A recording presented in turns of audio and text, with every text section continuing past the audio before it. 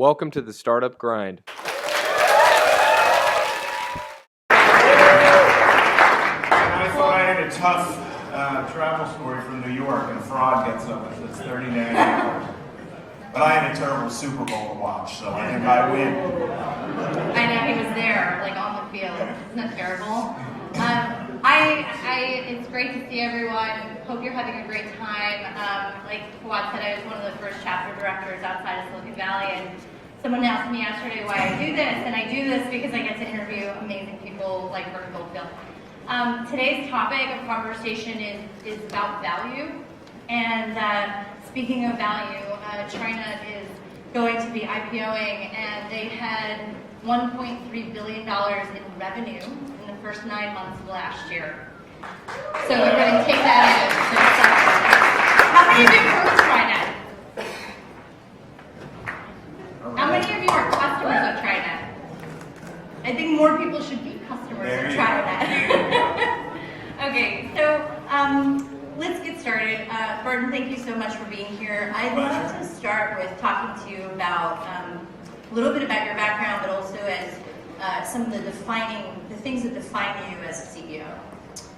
So I'm born and raised in Philadelphia, graduated biomedical engineering in the early 70s, and there were no jobs in biomedical engineering, but I could program in an amazing language called COBOL, which gave me a great living to earn in the early days. Realized that if I was going to be in software, I wanted to be very near where it was all happening, which was Palo Alto at the time, the HP garage. So I flew out to California, and I walked past the garage on Addison. For those of you who don't remember, HP was an amazing company at the time. You can argue that at this point. That's a different discussion. But Bill and David built an amazing company. I looked at the garage. I started circling until I found an apartment, and I said, I want to be part of it. So timing is everything, and it was an amazing time to get in the industry. So what was your second part? What do you think are some qualities that define you as a CEO? You've had a long career in running and building companies, and just to start off about you. So I think the first thing is persistence. I'm still here, which is a defining factor after a lot of years, and I think that that's very important to have a vision that you believe in and just keep fighting, and then the timing is right and it happens. So I think that's number one. Number two is about building an enduring company. I had the fortune of living through the dot-com boom here in Silicon Valley, where if you had a pulse, you were made a VP and got $4 million worth of options. Of course, those options were worth 4 cents in the year 2000 when the market crashed. I was the only one in Silicon Valley at that time that cheered on the market crash, because even though you had money, you couldn't get into a restaurant, and your money didn't do you a lot of good because you couldn't drive down the highway. So a lot of people who thought they were really, really good, it was a life-changing experience. For me, realizing that I was never that good, it was a great moment because it validated a set of philosophies, which was, if you build an enduring company over time, you can be successful. And at that time, I was with what was considered an old stodgy company called Rational Software. I want to stop you for a second. How many people have heard of Rational Software? Okay, that's actually a good amount of people. How many people have heard of pets.com? Okay, so we're going to come back to that point right there. But just to kind of get a sense of, people have heard of pets.com and it's gone. And Rational Software is this company that is actually still inside of IBM and talking about building value. Tell us about your story with Rational. So the interesting part of that story, great company, great group of people, great culture, but we lost about half the company to the startups in the startup boom and the dot-com boom. And every day it was a joke, because a meeting would come on your calendar and it'd be somebody else resigning. And it was a daily activity where somebody would resign every day, say, look, I'm going to an amazing company, I'm going to Broadbase, I'm going to Kana. The stock went from 0 to 200, it's going to 250, and Burton, no offense, but Rational is an old, stodgy company. We were 4 years old at the time, and we were doing about $300 million in revenue, growing at about 20%, with profit margins of about 22%. And of course, all these other companies were going at thousands of percent, and they had no profit, of course, and people left. And the lesson I learned was when we went to sell to IBM, which was in the year 2002, we sold for $2.2 billion in cash, and about half the people that I wish were at the table to get paid off were not there because they had taken the stock that rose to 200, and I think Broadbase got to $242 a share before it went to zero. They had taken that stock, they had left, and they got nothing. And it was a shame because if you look at some of the core early developers that made Rational a great company when we sold to IBM, they weren't there at the table, and ultimately everybody who stuck with the vision believed that we were actually doing something worthwhile and didn't get waylaid by the shiny object, ended up making a lot of money. So let's talk about the shiny object a little bit and kind of how that relates to now and what is valuable and how that relates to valuation. So, right, if we look at Snapchat, for instance, because I'm a huge fan, right. And not really, but really, they say it's valued at $4 billion, and Mark Andreessen has come out and said something like it could be worth $100 billion, and versus a company like TriNet, which has $1 billion in revenue. Like, how do you look at value and valuation? So does everybody realize that every question she asks is about 5 questions?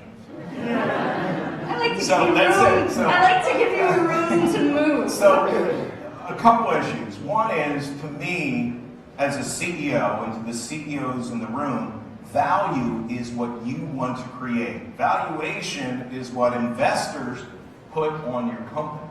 And never mix the two up because they are very, very different. And as you build a company, it's important to make sure that you have your perspective, your investors have their perspective. They may be the same or they may be different, but at least understand where you stand on that issue. It's a tremendously important issue, particularly as you get bigger. In my situation, as was mentioned, we filed for our S1. We have an intent to go public in the next few weeks.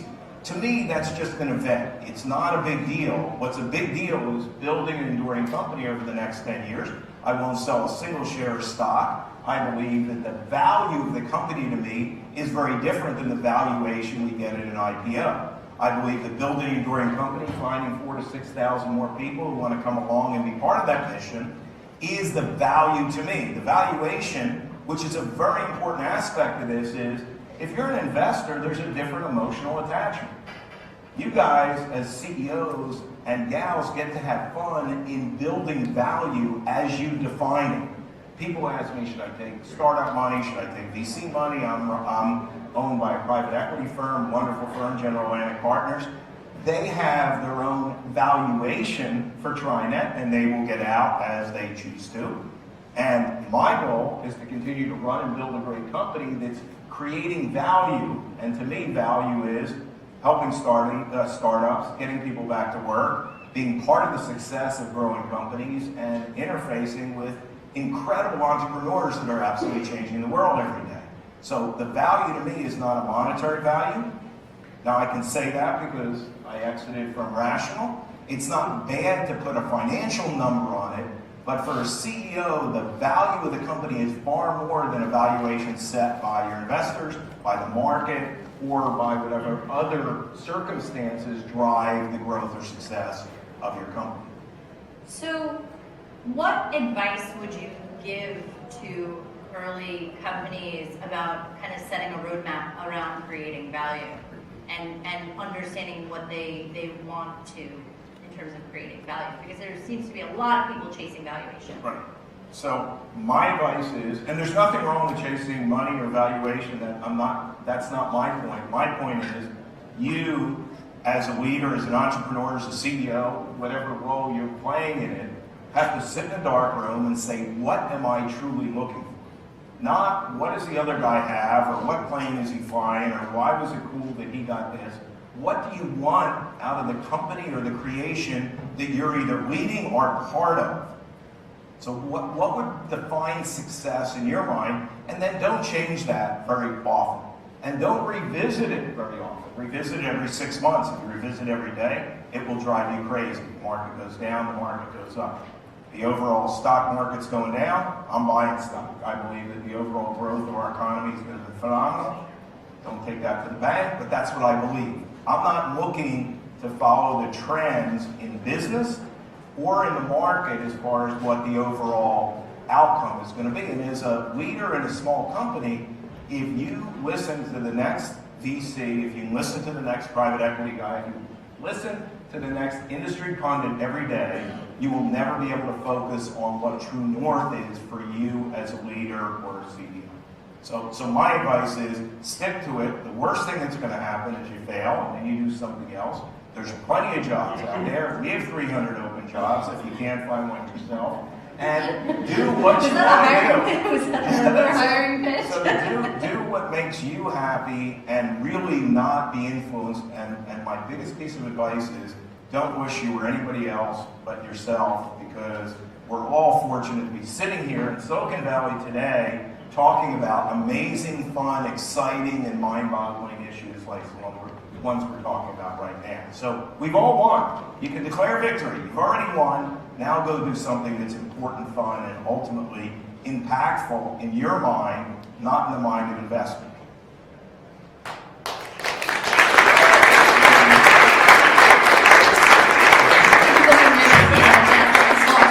So I have a bunch of investors that are all excited about the IPO. I am not excited. I want to do a good job. I'm going to do the best job I know how, and I'm happy that over time they can get out. That is what they do. As a CEO, you build a culture, you find great people of like minds that want to run through walls with you, for you, together, and try to do something really cool. If it doesn't work, you go back and start over. There's always a safety net. Everybody here can get a job. So, but I love talking to my investors. They don't want to be a CEO, and I would never be an investor. So we have different roles to play. They understand what I want to do with the company, and I talk about it openly and outwardly. The reason I took the job at TriNet was there wasn't an obvious acquirer. Now you might think that's ridiculous, but I took the role because I had gone through selling Rational to IBM and Hyperion to Oracle, and I was known as somebody who could sell a company that either Paul Mazzano or Larry Ellison, and they said, take my company, pretty it up, put a new middleware layer in it so we can sell it to Microsoft. So what's the difference in the experience of getting a company ready to be acquired versus getting a company ready to IPO?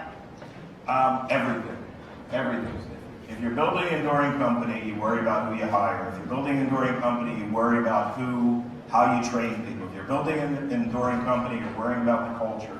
You're worrying about the quality of the product. You're worrying about the relationships with the clients.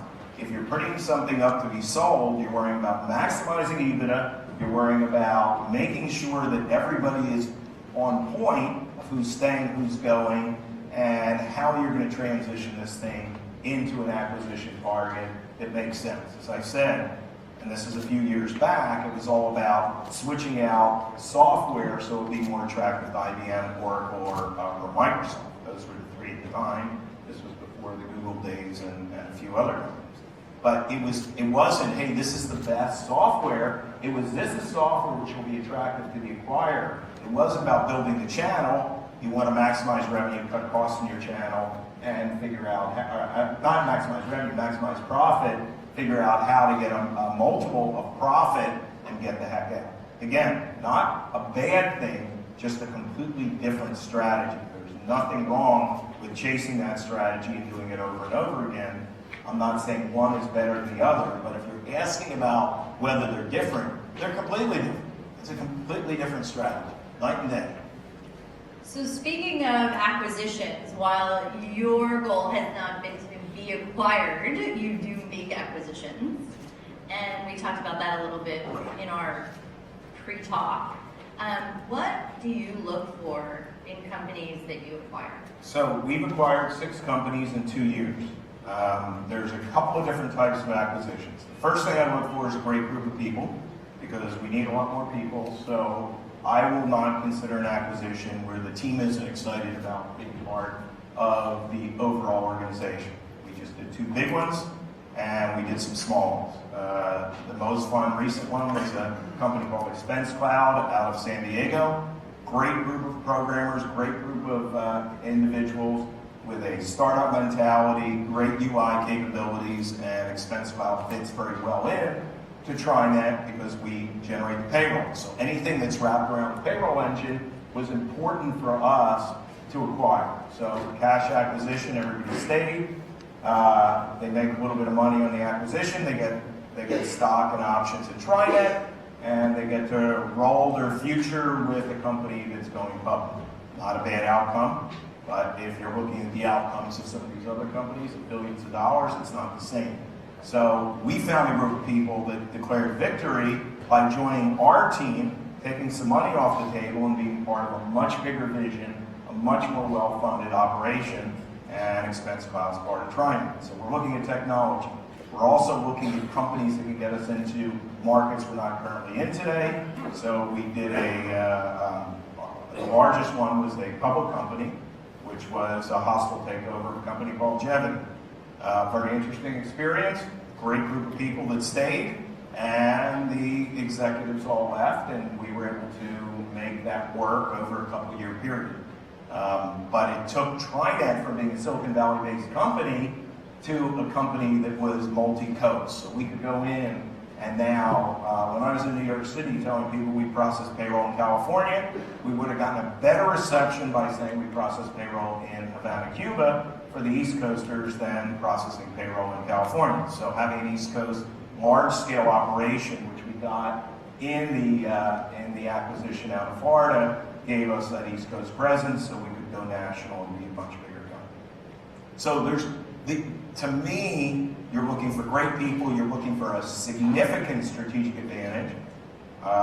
We have a sales force of over 500, so putting something like ExpenseCloud into the bucket of the 500 people in the channel we're working on accelerates their growth, gives us an opportunity to add more value to our current clients, and allows us to bring a culture which is radically different into TriNet to help morph it into to keep it a startup culture as we approach 2,000 employees. So if you were going to give advice to someone who was, let me back up. As a founder, like my worst nightmare is if I sold my company was that like the thing that I built and valued got shut down. And it happens constantly. So if you were someone who was considered or considering being acquired, and there's a lot of yes and no that happens, I mean, people say no all the time, what would you advise to a company to look for in an acquirer? I would advise people to look for the same thing in an acquirer as you do in an investor. People make many more mistakes with who they take on as an investor than they do when who they take on to acquire the company. Again, it's being open and honest about what you want and making sure that the person on the other side of the table really hears you and respects what you're doing. And as I said, you can have completely different goals and still have a great relationship with investors and also with acquirers if that's arranged up front. So basically good communication. It's knowing communication and knowing, making sure you deal with great people. This valley is filled with amazing people who want to help, making sure you have the right mentors. And I have a going joke, if somebody gives me a name, I'm within 2 people of anybody. And if you're my investor, or I'm going into a meeting with you as a potential acquirer, I've already done a dossier that's 15 pages deep on the person I'm going to the meeting with. So having that knowledge before you walk into the meeting is really important because you know what kind of person you're dealing with. It's just such a small world that you can figure out whether that acquirer or that investor has flipped the company quickly, has turned on their CEOs, and you get to make that decision. You get to make the ultimate decision and either live with continuing to do it yourself or live with bringing on an investor. I just realized I have no idea how much time we have. Can I get a time check from someone? Maybe? I don't know. Okay, I have 6 minutes. I think we should ask some questions from the audience. Does anyone have any questions for Burton? Yes. So is TriNet Hang on, profitable? wait for the mic. Is TriNet profitable? Highly profitable, yes. So we, for those of you who don't know, with a public offering, below $1 billion in revenue, there's something called a quiet filing. It was put in place 3 years ago with the Jobs Act. We were above $1 billion, so I can tell you that we filed the S1. If you go online, you can see that we're highly profitable and we're growing. So I have a follow-up question. Sure. So yes, the answer to your So question is yes. if you're highly profitable, what you say is basically confidence. When you're profitable, why go public and get the pain and the things that Wall Street throw at you? When you're profitable, use that money to grow. Why go public? That's a great question. Anybody know the answer to that question? I have investors. Yes. What's the answer? Right.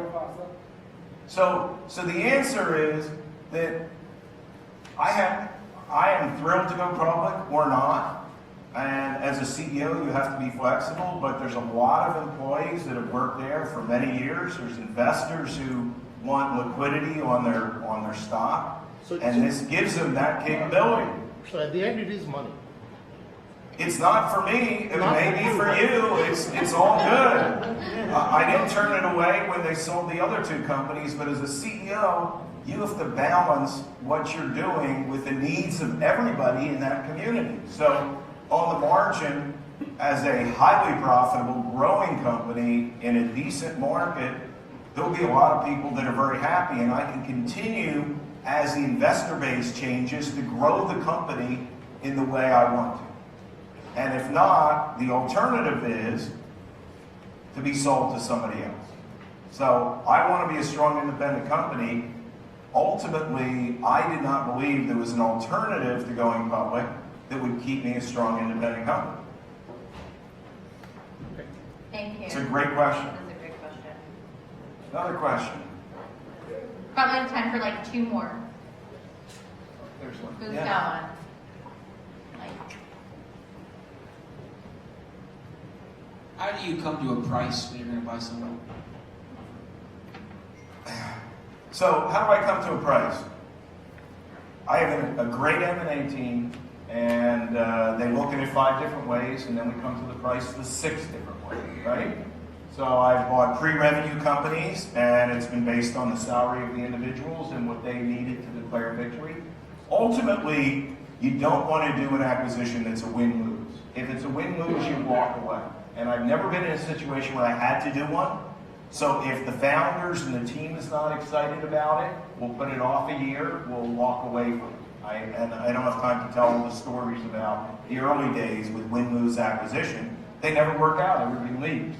So in the end, honestly, first of all, I've only done cash deals because I want the people coming aboard to have TriNet stock, not a payout based on what the legacy company did. I want them coming in and being part of a management team that's building a big, enduring company. So if you have this long payout based on the product, it doesn't work for me because the product at a couple $1 million doesn't move the needle on a couple of $1 billion. So I do all the standard metrics, and then we sit down and say, here's the standard metrics, what do you want? Give me your number. And ultimately, on that, we try to come to the right answer, and about 50% of the time, we actually come to that right. What I don't like to do is have long payouts. I don't like to have situations where that team doesn't come in and day one align with the big mission of helping small businesses succeed. It doesn't matter, when ExpenseCloud became part of TriNet, those employees are now TriNet. And they need to sink or swim based on TriNet growing profit and growing revenue. Because the problem with a business like ours is, as I tell my team, it's great that we're growing fast, and it's great that we're profitable, but it's not an and or. To be valued properly, you need high growth and you need high profit. And that's the holy grail of every business. And that's the hard one to sustain year after year after year. One more? One more. There it is. no pressure, it should be good.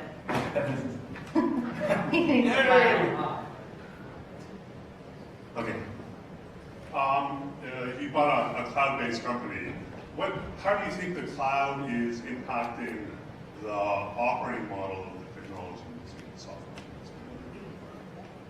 You know, coming from the classic software development world, it's just changing the cycle time on building products. That's simply put, you can leverage infrastructure, you can leverage freeware, you can leverage open source, and you can build really cool products really fast. And what I think the cloud has done is to consumerize the enterprise apps. Anybody who looks at some of the, the enterprise apps that are out there, they're horrendous. So you're seeing a big change in the enterprise world that you never saw before. We're in the HR space. It wasn't hard to build a decent HR app compared to what was out there from the old line companies that were doing HR. It just wasn't that hard. So I don't think we're that smart. We actually decided that we do something in a space that was relatively behind the time. So I do think the cloud and the open source opportunities create a baseline where in the past, with Rational, we start with a white piece of paper. We built, the entire app from beginning to end, and then we had a host. So I think it's a great future, and there's opportunity to create value very quickly. It's still not easy. There's nothing easy about it, but I think there's an opportunity to create real value in a short enough amount of time that the people in this room can do it 3 or 4 or 5 times, where I did it twice. All right, I think that's it. Thank Thanks, you all. everyone.